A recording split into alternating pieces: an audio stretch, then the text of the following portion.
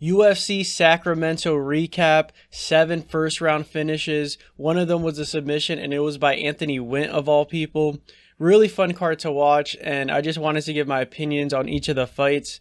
If you just want to hear me talk about the main card, just skip to the time on screen. Shanelle Dyer versus Elise Reed. Dyer put it on her. You could immediately see the difference in the level of striking. I could not understand her post-fight speech because that accent is thick. But I watched her fight against Carol Foro because that was her only loss. And it was a war. She is a tough fighter. And she earned a fan out of me. Wes Schultz versus Jackson McVey. If fighters were still allowed to have ads on their shorts, we will see Pantene, Shea Moisture, Head and Shoulders, all of it on their shorts. But that knee got Schultz good. Like, it hurt me. And they were having fun at the weigh-in, so that knee was not personal. But good win for McVey. Gage Young versus Stan Dorsainvil. This fight was fun to watch. They were going at it the whole time. I had Young winning round 1 and Dorsainvil winning round 2 and 3, but these were competitive rounds. I saw some people saying it was a robbery. It was a close fight. I just had Dorsainvil winning 2 and 3 because he was pressuring him and landing the heavier shots, in my opinion. But he was really surprised of the decision. But taking this fight on 1 week's notice off the Home Depot shift, massive respect to him. The idea of being a professional fighter while working a normal job will always be crazy to me. Marcio Barbosa versus Ryan Kuse. Massive respect to Barbosa for showing restraint. I have never liked when fighters give extra shots to their opponent when they're clearly done. But this one, it wasn't clear like at all.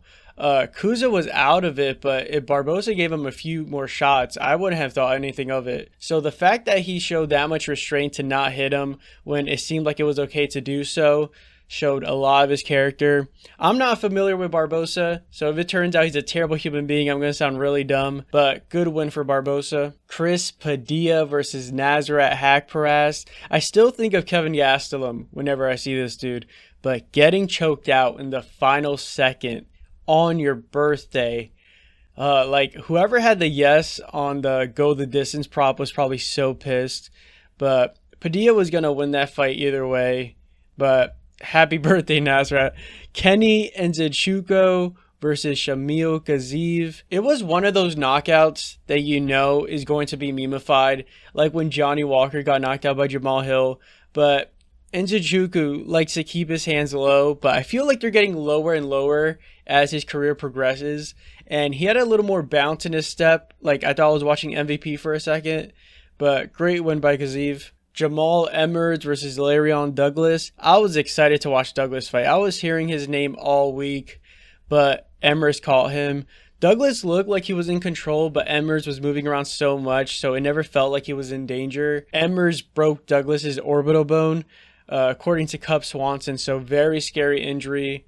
Hopefully he is able to recover. Finally, the main card, Anthony Wint versus Terrance Chatman. As they were being announced, I thought of the atomic bomb versus coughing baby meme, because that's what it felt like, but it really didn't live up to that. Wint won via submission, but you could tell that Wint is very green. Like, he is not ready for any ranked opponents.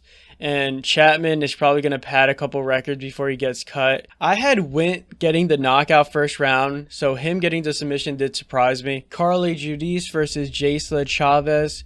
Judice is the real deal. A very active fighter. Since she started in 2022, she has been very active. Another body kick KO.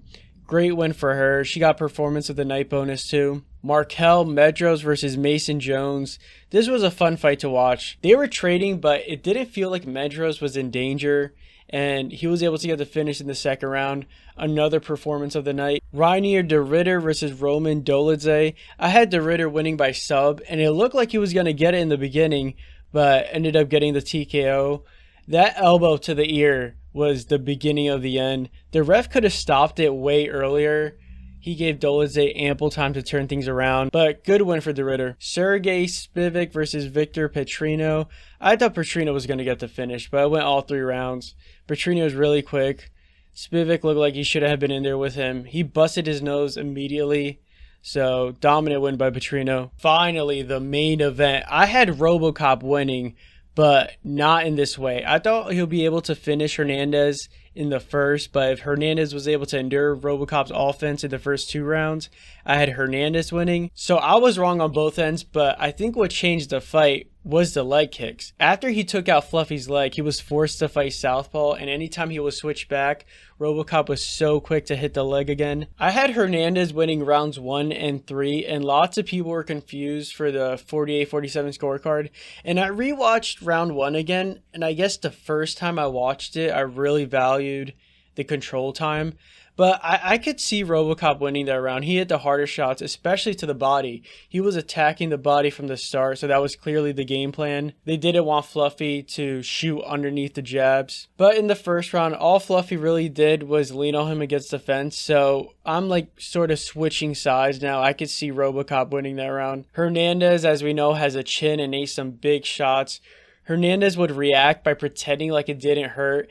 And that will never work. I don't know why fighters still do this. I would rather fighters pull a Marab and just scream in pain when they get hurt. But really excited for RoboCop. He is still young at 32. He looks 50, not to be mean, but still has a bright future. He called out DDP, and I think that's a smart call out. This will be a huge step up for RoboCop in the rankings and just in terms of competition. DDP fights in a way that it just seems like a nightmare for his opponents. Hamza is the obvious outlier, but if you look at the people DDP has beaten and the way he has beaten him, DDP is the real deal. DDP wants to fight for the title right away, but I don't think a win over Usman warrants that, especially since we already saw him versus Strickland twice.